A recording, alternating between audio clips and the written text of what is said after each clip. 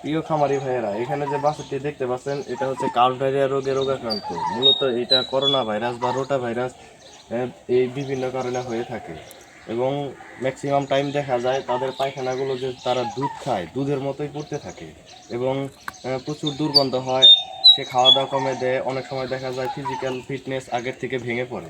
যাই হোক, আপনাদের বাসা বাড়িতে যখন গরু ছাগল যাই লালন পালন করেন কেন, সঠিক পরিচর্যা এবং সঠিক গাইডলাইন মোতাবেক লালন পালন করবেন এবং তাদের সারাদিনের যে মুভমেন্ট সেটা খেয়াল রাখবেন। সে ঠিক মতো খাওয়া দাওয়া করতেছে কিনা, তার ফিজিক্যাল কন্ডিশন ঠিক আছে কিনা। এখন এখানে এসে এটা পর্যবেক্ষণ করে তার পায়খানা দেখে বুঝতে পারলাম এটা কাউফ ডায়রিয়া রোগে রোগাক্রান্ত।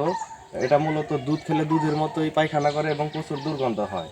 এখানে এসে এখন এটাকে অবজারভেশন করলাম, এটার এখন যে প্রয়োজনীয় চিকিৎসা সেটা এখন দিব, আপনারা দেখতে থাকেন।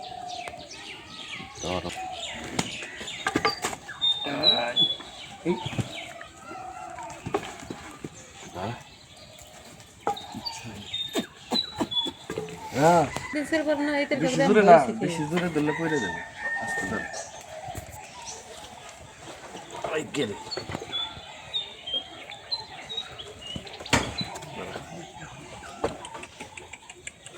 চলে।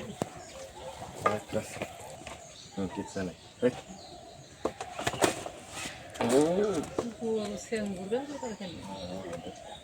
আমরাও খুব যাই হোক, এটা চিকিৎসা শেষ করলাম, আমার জন্য দোয়া রাখবেন। ছেড়ে দাও, ছেড়ে দাও।